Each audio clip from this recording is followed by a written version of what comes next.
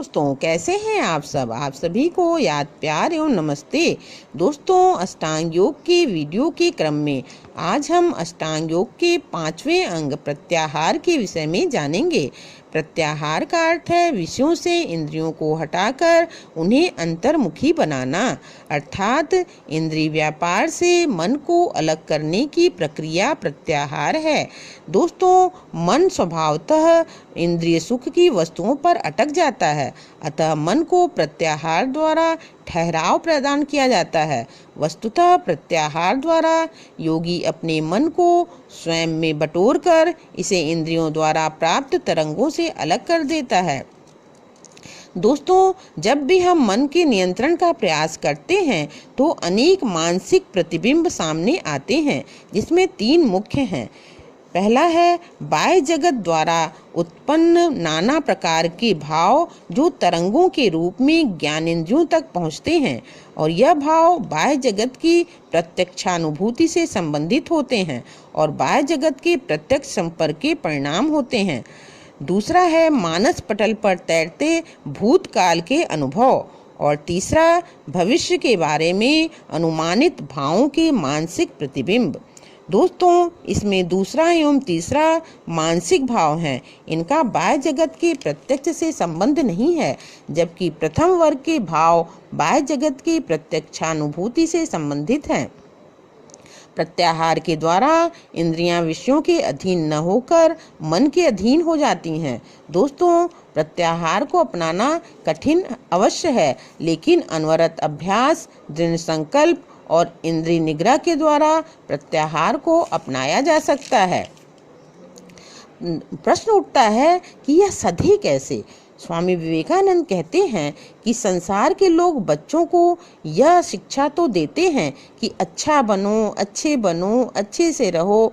शायद ही कोई अभिभावक बच्चों को झूठ बोलना, चोरी करना सिखाता होगा, लेकिन कोई उन्हें यह शिक्षा नहीं देता कि वह इन अशुभ कर्मों से किस प्रकार बचें। जब हमने उन्हें चोरी करने या झूठ बोलने से निवृत्त होने की शिक्षा दी ही नहीं, बल्कि बस यह कह दिया कि चोरी मत करो, झूठ मत बोलो, तो वह चोरी क्यों न करें, वह झूठ क्यों न बोलें।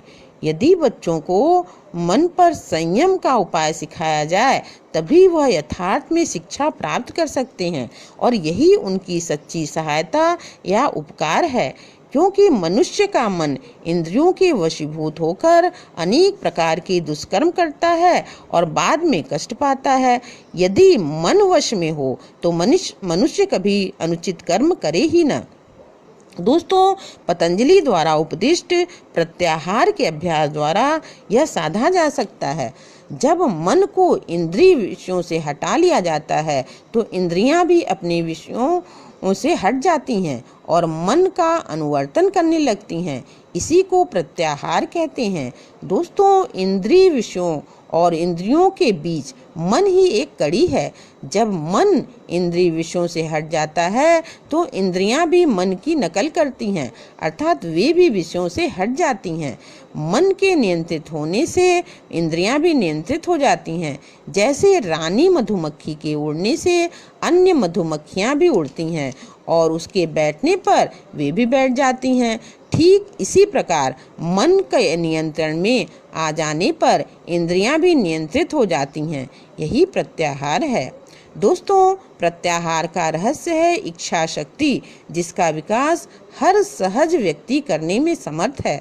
प्रत्याहार में स्थित हो जाने पर साधक अपनी इंद्रियों, विचारों, भावनाओं पर अधिकार प्राप्त कर लेता है, जो आगे धारणा, ध्यान, समाधि के लिए आधार भूमि का कार्य करती है। वास्तव में दोस्तों, यम, नियम, आसन और प्राणायाम को साधने से प्रत्याहार स्वतः ही सज जाता है, और इसके सजने से व्यक्ति में असीम ऊर्जा का संचार होता है और पवित्रता के कारण ओज में निखार आता है, और किसी भी प्रकार के रोग शरीर और मन के पास फटकते तक नहीं हैं। आत्मविश्वास में वृद्धि होती है, विचार शुद्ध होता है, जिससे धारणा सिद्धि में सहयोग मिलता है। एक तरह से यह अनंत में छलांग लगाने के लिए स्वयं की तैयारी करने की स्थिति है। तो दोस्तों नेक्स्ट वीडियो में मैं आपको अष्टांग योग के छठे अंग धारणा के विषय में ही बताऊंगी। आपको यह वीडियो कैसा लगा, आप अपना व्यूज़ कमेंट बॉक्स में अवश्य दीजिएगा तथा लाइक, शेयर एवं सब्सक्राइब करना मत भूलिएगा।